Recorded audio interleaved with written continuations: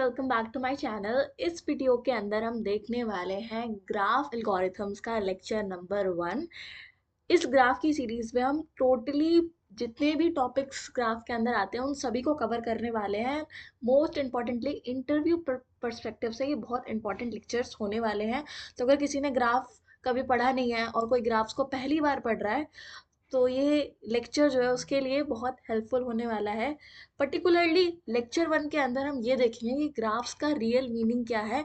Then हम coding and other stuff के ऊपर ध्यान देंगे। तो सोचो, मैं एक सिनेरियो अगर तुम्हें बताऊं। गूगल मैप्स है तुम्हारे पास।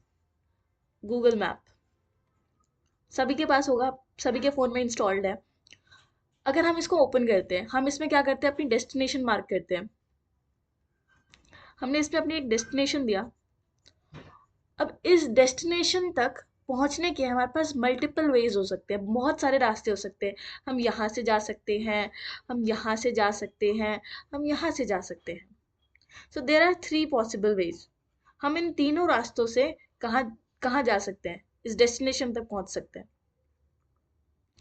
एंड अभी हम यहाँ स्टैंड कर रहे हैं, ठीक है।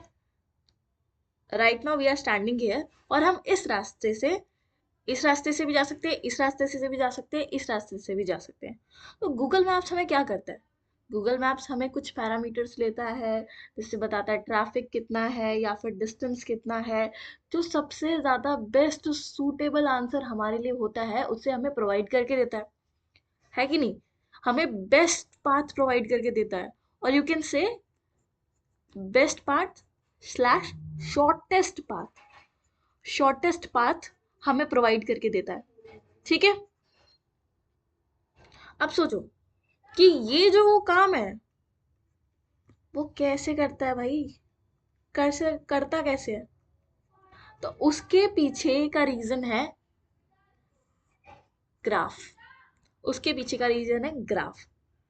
अब ये कंसेप्ट क्यों इंपॉर्टेंट है? अगर हम डीएसए पर्सपेक्टिव के तरीके से सोचें तो इंटरव्यू में सबसे ज्यादा जो ट्रिकी पार्ट होता है ना, वो ग्राफ का ही होता है कि ग्राफ के क्वेश्चंस मोस्टली पूछे जाते हैं। सेकंड चीज, अगर आप कॉम्पिटिटिव प्रोग्रामिंग कर रहे हैं तो उसमें भी ग्राफ बहुत ज़्यादा पूछा जाता है। और जो ग्राफ का रियल लाइफ एग्जाम्पल्स के साथ बहुत ज़्यादा रिलेटेबल करना हमें इजी हो जाता है। मतलब आज के टाइम में अगर आप कोई भी रियल लाइफ एग्जाम्पल का यूज़ करो तो वो डायरेक्टली और इनडायरेक्टली हमारा ग्राफ से रिलेटेड होता ही होता है ना। जैसे कुछ एग्जाम्पल्स की मैंने बात किया, पहला तो ये वाला हो गया हमारा एक गूगल मैप्स। सेकंड हमारा हो गया इंस्टाग्राम। इंस्टाग्राम क्यों? अब एक बात बताओ, मैं एक एंटिटी हूँ, ठीक है। मुझे ना कुछ रिकमेंडेशन आती है इंस्टाग्राम पे कि आप इसको भी फॉलो कर सकते हो, आप इसको भी फॉलो कर सकते हो। और ये रिकमेंडेशन वो किसके बेसिस पे दे रहा है कि आप इसे भी फॉलो कर सकते हो और आप इसे भी फॉलो कर सकते हो? क्योंकि मेरे इंस्टाग्राम पे जो भी मेरे मेरे फॉलोअर्स है, जिन्हें मैंने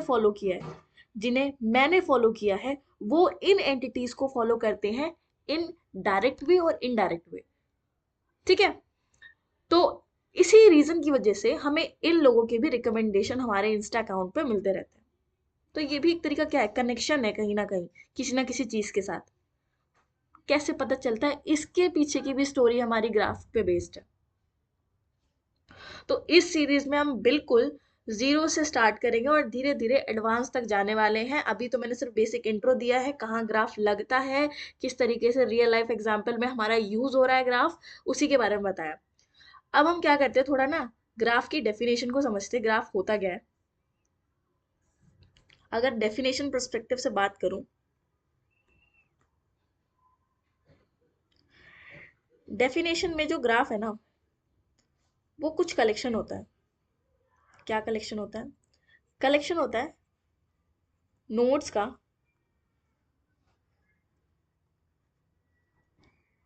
जो कि कुछ क्या बताता है, रिलेशन बताता है। कलेक्शन नोड्स और रिलेशनशिप बताता है विथ अदर नोड्स और ये जो रिलेशनशिप वर्ड है ना, इसको एक टर्म दिया गया है, एजेस। अगर मैं दो लोगों के बीच की बात करूं, इन दो के बीच में कुछ रिलेशन है, तो उस रिलेशन को दिखाने के लिए हम क्या यूज करते हैं ग्राफ में? एक एज यूज करते हैं। और अगर और थोड़ा डेप्थ में जाए तो इन नोड्स को स्पेसिफिकली हम वर्टिसेस कहते हैं। ठीक है, हमें कुछ कुछ चीजें समझ आई। वर्टिसेस हैं, नोड्स हैं, एजेस हैं, क्या चल रहा है, एक और तरीके से समझाती हूँ। मान लो मैंने ये दो सर्कल बनाए, हम लिंक लिस्ट पढ़ के आए हैं अभी तक, उसमें भी हमने नोड्स की बात की है, हम ट्री भी पढ़ के आए हैं, उसमें भी हमने नोड्स देखे थे। अगर कोई बंदा यहाँ पर ग्राफ पढ़ रहा है तो वो ऑलरेडी, आई एम अज्यूमिंग कि वो ट्रीज पढ़ के आया है, लिंक लिस्ट पढ़ के आया है, ठीक है ना? तो उसे नोड्स का मतलब तो समझ आ ही रहा होगा। बट ग्राफ में ना पर्टिकुलरली हम इसे नोड नहीं बोलते, हम इनको नोड नहीं बोलते, हम इन्हें वर्टिसेस बोलते हैं। और जो इस चीज को कनेक्ट कर रहे हैं, जो इन नोड्स को कनेक्ट कर रहे हैं ना, हम उसे क्या बोलते हैं? एजेस बोलते हैं। हम उन्हें एजेस बोलते हैं। ठीक है, ये तो समझ आ गया। तो इस तरीके से जब हम अपने डेटा को स्टोर करते हैं और स्ट्रक्चर देते हैं, तो इस डेटा स्ट्रक्चर का नाम ग्राफ इसीलिए रखा गया है। क्यों? क्योंकि हमने किस तरीके से कुछ नोड्स, एजेस, इस तरीके से अपने डेटा को कनेक्टेड रखा है एक दूसरे के साथ, तो इसीलिए हम इसको ग्राफ कहते हैं। ग्राफ की हम डेफिनेशन देख चुके हैं। डेफिनेशन क्या कहती है? कलेक्शन ऑफ नोड्स और उनके बीच में कुछ रिलेशन होता है हर नोड के बीच में, जिसे हम एजेस के थ्रू दिखाते हैं, और उसका डायग्राम हम यहाँ पे देख ही रहे हैं। नेक्स्ट चीज, अगर मैं बात करूं, मेरा ना एक फ्रेंड सर्कल है, उसमें 4-5 लोग हैं। एक तो मैं ही हो गई, एक कोई और हो गया, एक और कोई और हो गया, एक कोई और हो गया।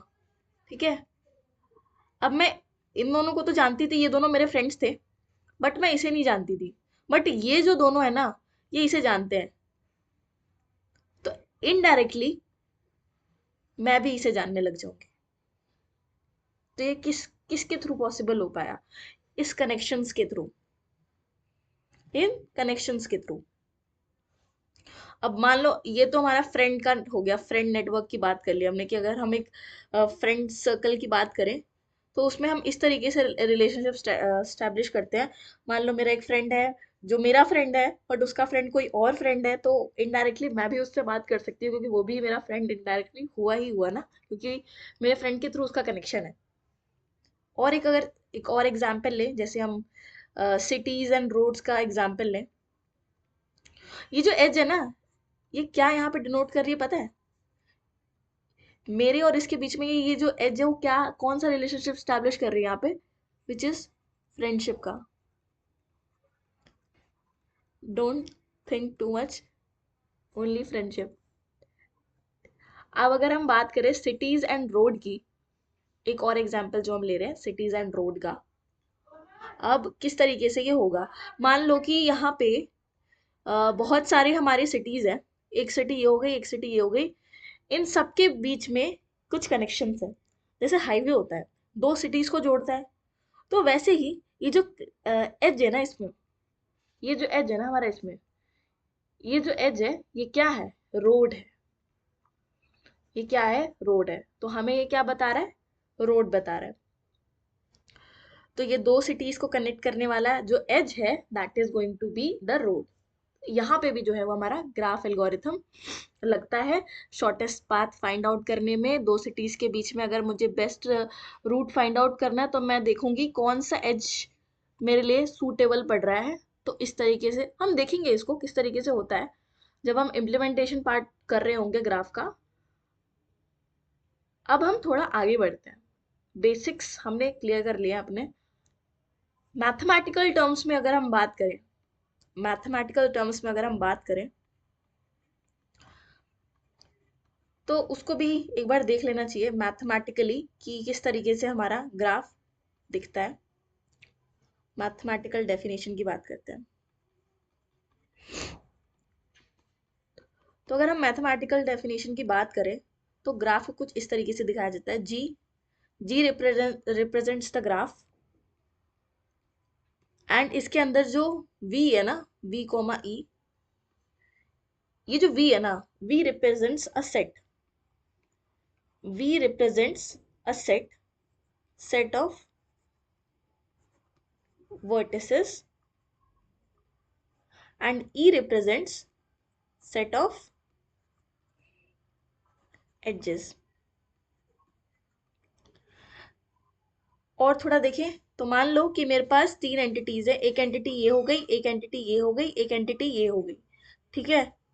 तो अगर हमने यहाँ पे V लिया है, इसको हम V2 बोल रहे हैं, इसको अगर हम V3 बोल रहे हैं, ये तीनों अगर हम ले रहे हैं और इनके बीच में मैंने एक कनेक्शन स्टैब्लिश कर दिया, यहाँ से यहाँ एक कनेक्शन है, यहाँ से यहाँ एक कनेक्शन है, यहाँ से यहाँ एक कनेक्शन है, और ये कुछ एरोज दे दी मैंने, ठीक है, ये कुछ एरोज दे दी मैंने। अगर मैं वी सेट की बात करूँ तो इसके अंदर कौन कौन हमारे इंक्लूडेड होंगे, V1 vertex, V2 vertex and V3 vertex. तो यहाँ पे तीन वर्टेक्स आ गए हमारे। और एजेस के अंदर अगर मैं बात करूंगी तो ये पेयर्स में स्टोर होंगे। वी V1 से V2 की एज है एक, तो हम क्या करेंगे, V1 से V2 की एज है। और बात करें V1 से V3 की भी एक एज है, तो हम उसे भी लिख ले रहे हैं। V1 से V3 की भी हमारी एक एज है, दो एजेस हो गई। फिर आता है हमारा V2 से V3 की भी एक एज है, तो तीन एजेस हो गई। तो इस तरीके से हम अपना, ये एक सेट है जिसके अंदर हमने सारे क्या किया है, एडजस्ट को रखा है, और ये हमारा एक सेट है जहां पर हमने सारे वर्टिसेस को रखा है, ठीक है। ये तो हमें समझ आ गया, यहाँ पर तीन वर्टिसेस हैं और तीन एजेस हैं। तो अब हम देखने वाले हैं टाइप्स ऑफ ग्राफ। कितने टाइप के हमारे पास ग्राफ होते हैं, बेसिकली हमारे पास दो टाइप के ग्राफ होते हैं। पहला होता है हमारा अनडायरेक्टेड ग्राफ,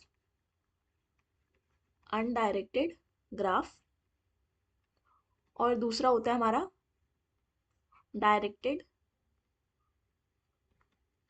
ग्राफ। अनडायरेक्टेड का मतलब कि जिस ग्राफ में हमारी डायरेक्शन को स्पेसिफाई नहीं किया जाता है। फॉर एग्जाम्पल अगर मैं एक डायग्राम बनाऊं लाइक दिस, और इन ये बेसिकली नोड्स हैं, इन्हें अगर मैं कनेक्ट कर रही हूँ, कनेक्ट किया, कनेक्ट कर दिया, एंड देन उसके बाद फिर यहाँ से थोड़ा और नोड्स को ऐड करते हैं। अब ये जो ग्राफ पर्टिकुलरली है हमने बनाया है, दिस इज अनडायरेक्टेड बिकॉज यहाँ पर हमने किसी भी नोड की किसी दूसरे नोड से डायरेक्शन को स्पेसिफाई नहीं किया है। फॉर एग्जाम्पल यही नोड ले लेते और ये नोड ले लेते, क्या इन दोनों के बीच में मैंने कोई डायरेक्शन को बताया, नहीं बताया। अगर मैं यहाँ पर एक एरो देती तो मैं ये बता रही होती कि इस नोड से इस नोड का एक रिलेशन है, बट वापस इस नोड से इस नोड का कोई रिलेशन नहीं है जब तक मैं इस एरो को नहीं दिखा रही। तो डायरेक्शन इज वेरी इंपॉर्टेंट, ये आपको ऑर्डरिंग में हेल्प करता है, ऑर्डरिंग बताने में, किसी भी एज की ऑर्डरिंग बताने के लिए हमारा डायरेक्शन हेल्प करता है। और वही चीज़ है कि अगर इसको हम अनडायरेक्टेड इसलिए बोल रहे हैं क्योंकि इसमें डायरेक्शन नहीं है। अब डायरेक्शन वाला जिसमें ग्राफ बनाया हमने वो हमारा डायरेक्टेड ग्राफ होगा। फॉर एग्जाम्पल हमने ये नोट्स ले लिए और मैंने सबकी डायरेक्शंस को स्पेसिफाई कर दिया, सबकी तो क्या मतलब, कुछ जितने भी मैंने एजेस बनाए उन सबकी डायरेक्शन को मैंने स्पेसिफाई कर दिया। तो ये this is our directed graph. अब एज के बेसिस पे भी हमारे पास दो टाइप के ग्राफ होते हैं। उससे पहले हम ना काम करते थोड़ा, इसके ऊपर एक एग्जाम्पल ले लेते हैं अनडायरेक्टेड का। फॉर एग्जाम्पल हमारी फेसबुक फ्रेंडशिप होती है। फेसबुक की फ्रेंडशिप मतलब आपने किसी को रिक्वेस्ट भेजा और उसने भी एक्सेप्ट कर लिया, एक्सेप्ट कर लिया। इस केस में इस केस में क्या होता है कि आपने रिक्वेस्ट भेजा और सामने वाले ने एक्सेप्ट भी कर लिया, और अगर एक्सेप्ट कर लिया तो आप दोनों एक दूसरे के फ्रेंड बन जाओगे। बट वही केस आता है डायरेक्टेड का। डायरेक्टेड के अंदर अगर आप एक एंटिटी हो, आपने किसी को रिक्वेस्ट भेजा, ये हम पर्टिकुलरली इंस्टाग्राम की बात कर रहे हैं। इंस्टाग्राम पे क्या होता है वो देख रहे हैं। फेसबुक पे तो अगर आप किसी पर्सन ने आपको रिक्वेस्ट भेजा है तो वो एक्सेप्ट करोगे तो दोनों एक दूसरे के फ्रेंड बन जाओगे। बट अगर आप इंस्टाग्राम पे यही सेम चीज करते हैं, यही सेम एक्ट करते हैं, तो जिसको आपने रिक्वेस्ट भेजा या फिर जिसको आपने फॉलो किया है, इट डजंट मीन कि वो आपको फॉलो बैक करे ही करे। आपकी कोई फेवरेट सेलिब्रिटी हो सकते हैं जिनको आपने फॉलो कर रखा है, but do they are also following you back? No, it's not. ठीक है। तो इसी को हम डायरेक्टेड कहते हैं कि वन साइड से रिलेशन है, दूसरे साइड नहीं है। तो इसको आप वन साइडेड, जो भी आप बोलना चाहो वो बोल सकते हो। ये सारी चीज़ें वन साइडेड है। नेक्स्ट आता है हमारा, हम ना एज के बेसिस पे भी कुछ टाइप देखेंगे। अगर हम बात करें एज के बेसिस पे, एज वेट के बेसिस पे, एज वेट के बेसिस पे अगर हम बात करते हैं, तो क्या दो टाइप के ग्राफ होते हैं हमारे। एक होता है वेटेड ग्राफ, और एक होता है अनवेटेड ग्राफ। दो टाइप के ग्राफ हो गए हमारे, एक वेटेड हो गया और एक अनवेटेड हो गया। अब इसका क्या मतलब है? कुछ कुछ क्वांटिफाइबल, कुछ क्वांटिटी, कुछ क्वांटिटी किसी भी एज के साथ अगर एसोसिएटेड है, किसी एज के साथ एसोसिएटेड है, that means it is weighted. For example, मैंने ये दो एंटिटीज बनाई, ये दोनों एंटिटीज बनाने के बाद मैंने इनके ऊपर ना कुछ वेट असाइन कर दिया, weight 1, weight 2, this can be anything. ये वैल्यू जो है इस एज की कुछ भी हो सकती है। और अगर इसको रियल लाइफ एग्जांपल से समझने की कोशिश करें, तो मान लो ये एक सिटी है, सिटी 1, और ये एक सिटी 2 है। यहाँ से यहाँ तक, सिटी तक, ये दूसरी सिटी है जो इन दोनों के मिड में आती है। मतलब आपको यहाँ भी से भी होके आ सकते हो और आप यहाँ से भी होके इस सिटी तक पहुंच सकते हो। W1 और W2, ये दोनों हमारी जो वैल्यूज हैं, ये क्या रिप्रेजेंट कर रही है कि हमारा कितना ट्रैफिक है इस रूट के अंदर। ठीक है, कितना ट्रैफिक है इस रूट के अंदर।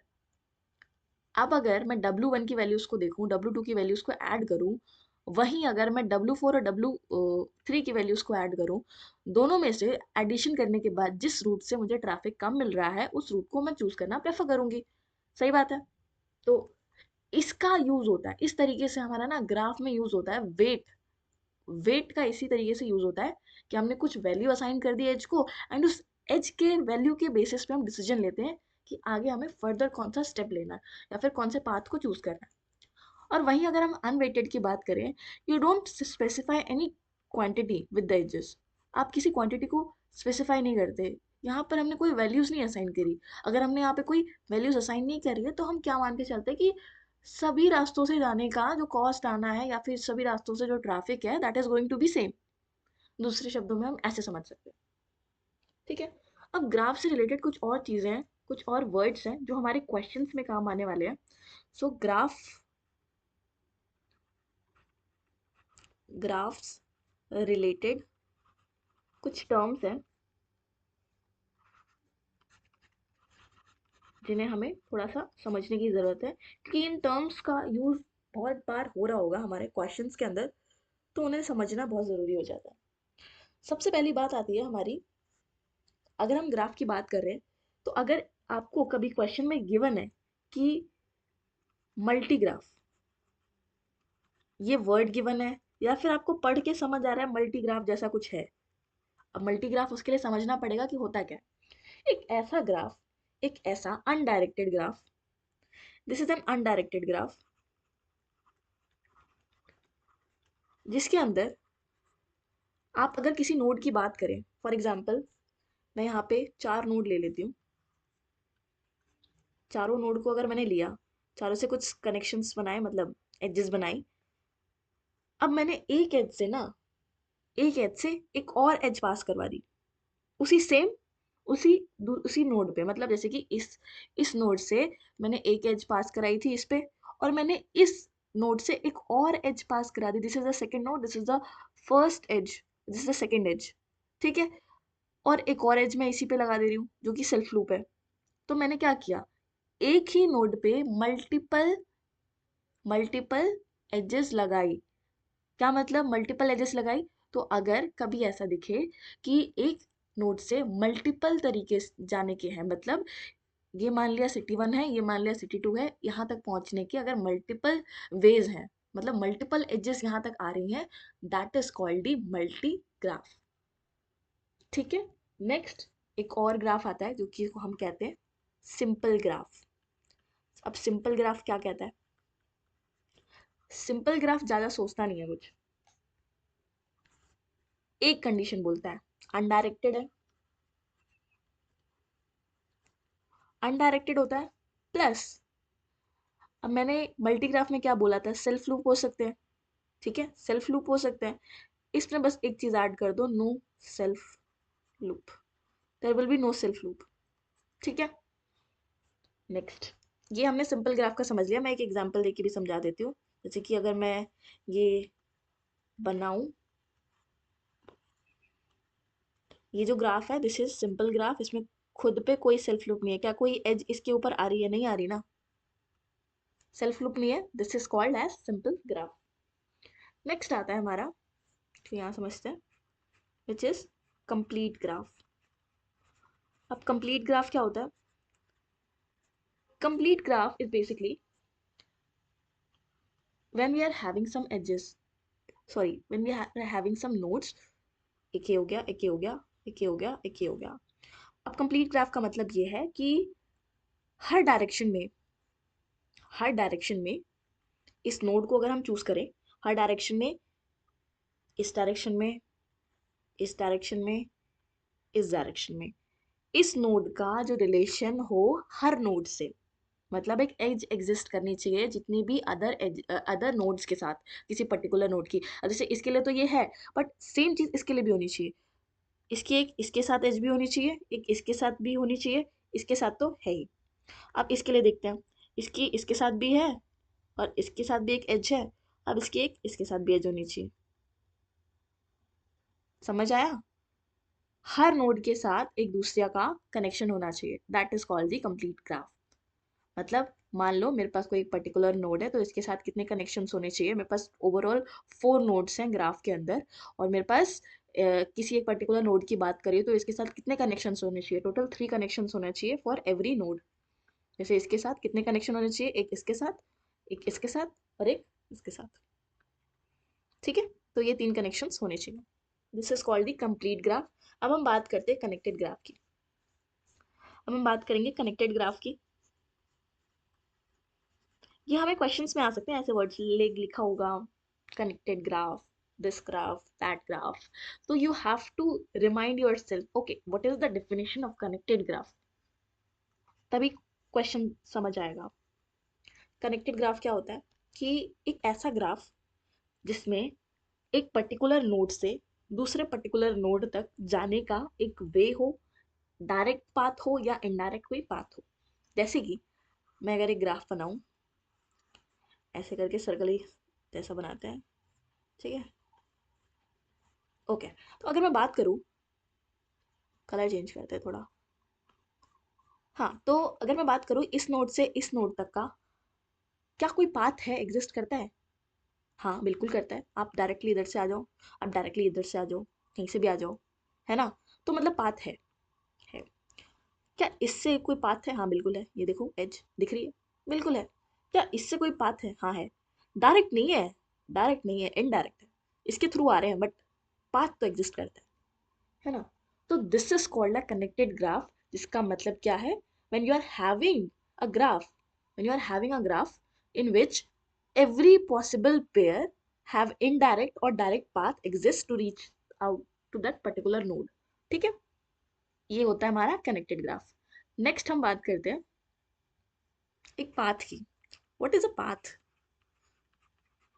पाथ तो हमें समझ आ रहा है, अभी हमने बात की थी, इसमें भी मैंने बोला, अभी वर्ड यूज किया पाथ, यहाँ से यहाँ तक का path. What is path? Path is basically when you are arranging some vertices, आपने कुछ वर्टिसेस लिए, उन्हें आपने सीक्वेंस में कनेक्ट कर दिया।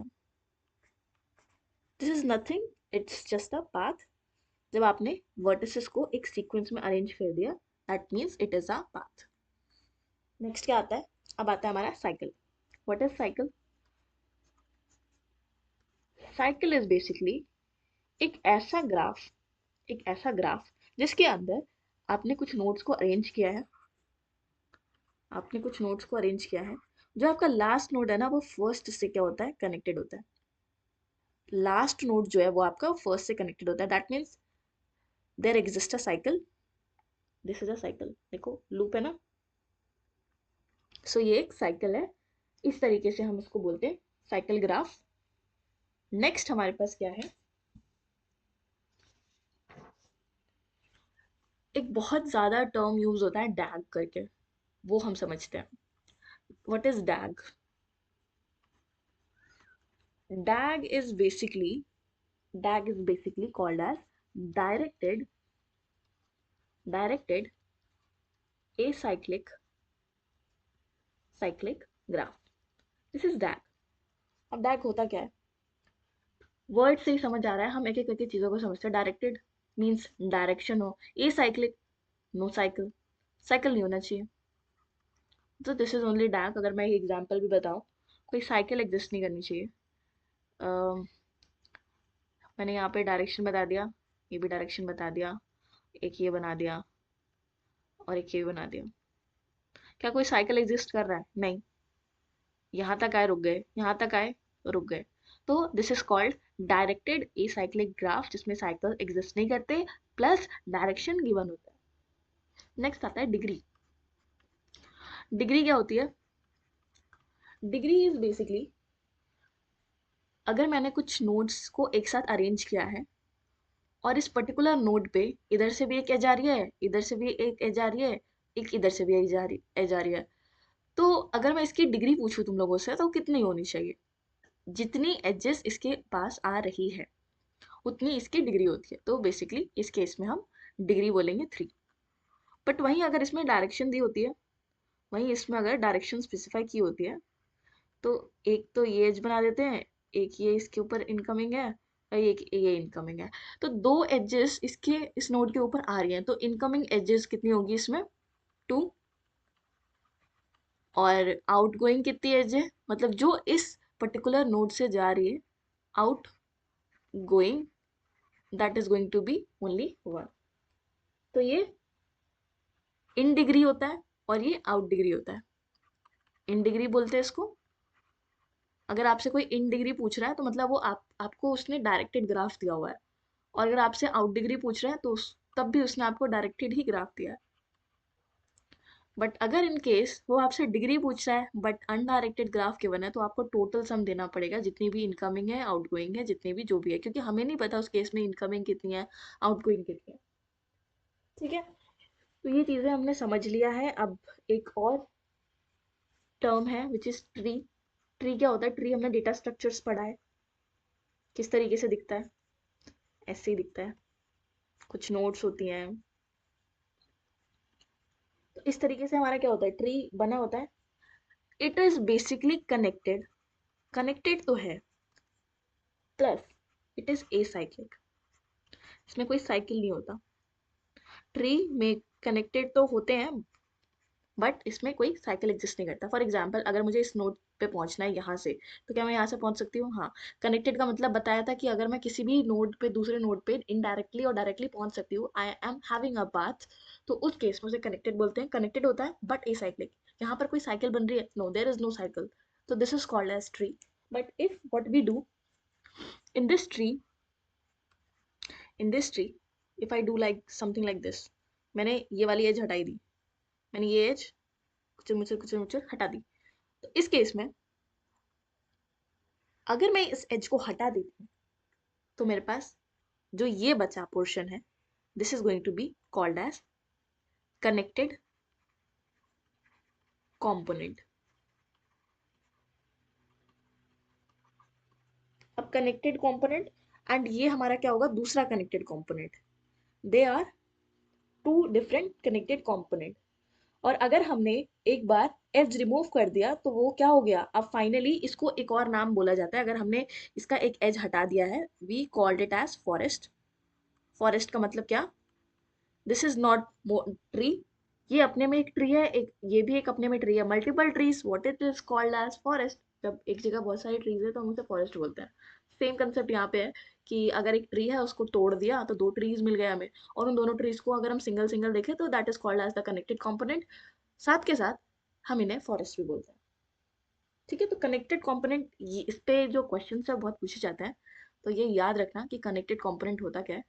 ट्री का ही यूज करके बनाते हैं, मतलब एक सेम, ये पूरा एक ही ग्राफ है, ये पूरा एक ही ग्राफ है, बट इसमें कंपोनेंट्स कितने, कनेक्टेड कंपोनेंट्स कितने हैं, it is going to be called as two components. इसमें दो कनेक्टेड कंपोनेंट्स हैं। अब लास्टली इस वीडियो का एंड होने वाला है कुछ टाइम में, कुछ उससे पहले हम चीज़ें जान लेते हैं जो कि इम्पोर्टेंट है हमारे लिए जानना। क्या क्या चीज़ें हैं, सबसे पहले अगर मैं ट्री की बात करूँ तो उसमें कितनी एजेस होती हैं। ट्री में बेसिकली हमारी कितनी एजेस होती हैं, एजेस है बेसिकली जितने वर्टिसेस हैं हमारे पास -1 उतनी हमारी एजेस होती हैं। अगर मैं फॉरेस्ट की बात करूँ तो फॉरेस्ट में जो एजेस होती हैं वो इतनी ही होती है, ट्रीज जितनी, and this is the maximum वाला केस, मैक्सिमम इतनी होती है। कनेक्टेड कंपोनेंट की बात करूं, कनेक्टेड कंपोनेंट और सॉरी कनेक्टेड ग्राफ की अगर मैं बात करूं तो उसमें भी कितनी होती है, इतनी होती है, edge vertices -1, but in minimum case इससे ज़्यादा भी हो सकती है। और अगर हम अनडायरेक्टेड की बात करें, ये कनेक्टेड कंपोनेंट बोलते बोलते कनेक्टेड ग्राफ भूल जाते हैं। So guys, please remember this, it is not connected component, I'm talking about connected graph। ठीक है, तो अभी कहाँ पे थे हम, अनडायरेक्टेड।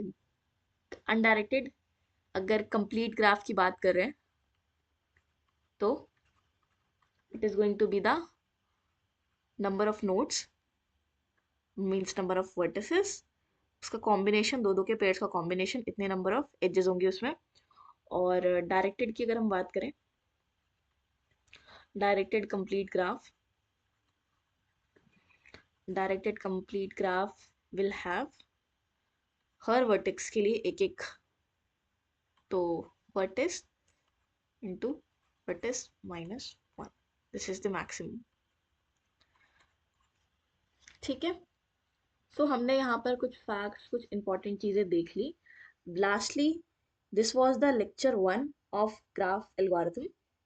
नेक्स्ट लेक्चर में हम और चीज़ें पढ़ेंगे, जैसे कि ग्राफ रिप्रेजेंटेशन कैसे होता है, एडजेसेंसी लिस्ट को यूज़ करके या मैट्रिक्स को यूज़ करके। तो नेक्स्ट लेक्चर में हम कोड करेंगे इन चीज़ों को, कैसे इम्प्लीमेंट होगा ग्राफ, कैसे रिप्रेजेंट होगा। बाकी ये एक फाउंडेशनल वीडियो था, आने वाले वीडियोस में हम और भी इस पे क्वेश्चन सॉल्विंग भी करने वाले हैं और भी बाकी चीज़ करने वाले हैं। सो अगर आपको ये वीडियो यूजफुल लगा हो तो लाइक शेयर एंड सब्सक्राइब जरूर करना। मिलते हैं नेक्स्ट लेक्चर में। Thank you so much for watching this video. Till then, bye bye.